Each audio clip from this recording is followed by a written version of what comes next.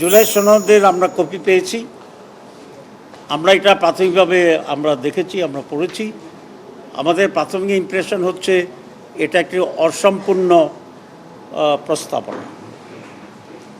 দুই, এখানে ঐকমত্য কমিশনের যে সমস্ত বিষয়গুলো আলোচনা হচ্ছে, আমরা একমত হচ্ছি বা সিদ্ধান্ত হচ্ছে, সেগুলো কিভাবে বাস্তবায়ন হবে এই ব্যাপারে কোনো ধরনের ইঙ্গিত স্পষ্টভাবে নাই। বরং যেটা লেখা হয়েছে সেটা একেবারেই শুধু হতাশাব্যঞ্জক নয়, এটা ডেঞ্জারাস।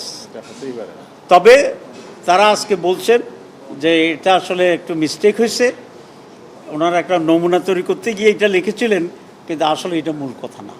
তো যদি মূল কথা না হয় তাহলে তার এটার উপর কমেন্টস করার কিছু নাই। আর যদি মূল কথা হয়, এটা একেবারেই জুলাই স্পিরিটের এত বাইরে যে এটাকে গ্রহণ করার কোনো সুযোগ নেই। আমরা নিজেরা একটা ড্রাফট করতেছি, আমরা একটা সনদ তৈরির জন্য আমরা চেষ্টা করছি, আমরা সেটা দেব এবং সেখানে যে সিদ্ধান্তগুলো হচ্ছে এটার বাস্তবায়নের আইনগত ভিত্তি কী হইতে পারে সেই ব্যাপারে আমরা একটা স্পষ্ট প্রস্তাব দেব। আমাদের কাছে দুটা প্রস্তাব আছে।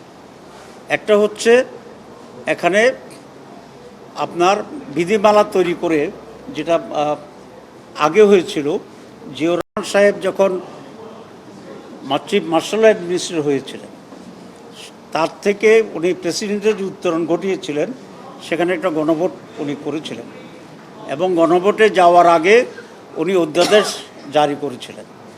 এরপরে যখন উনি আবার পার্টি করে রাজনীতিহীন করার সিদ্ধান্ত নিয়েছিলেন, তখনও উনি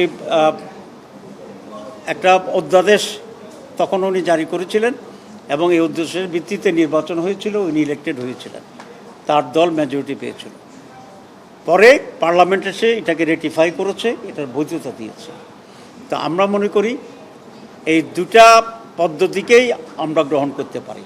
হয় অধ্যাদেশের মাধ্যমে এটাকে আইনি ভিত্তি দেওয়া এবং পরে যারাই নির্বাচিত হন তারা এটাকে রেটিফাই করবেন, এই কমিটমেন্ট নেওয়া। আর সেটা যদি না হয় তাহলে এটাকে গণভোটে দেওয়া, জনগণই এটার ব্যাপারে চূড়ান্ত সিদ্ধান্ত নেবে। জনগণ যদি গ্রহণ করে তাহলে এই আইনের ভিত্তিতে আগামী নির্বাচন এবং অ্যামেন্ডমেন্টগুলো হবে। আর যদি জনগণ রিজেক্ট করে তাহলে আগের পদ্ধতিতে হবে। সুতরাং এটার একটি আইনি ভিত্তি দিতে হবে এবং এটার জন্য আমাদের আইদার, আমি যেটা বলছি, অধ্যাদেশ অর গণভোট, এই দুটো হচ্ছে আমাদের প্রস্তাবনা। আপনাদের সবাইকে ধন্যবাদ।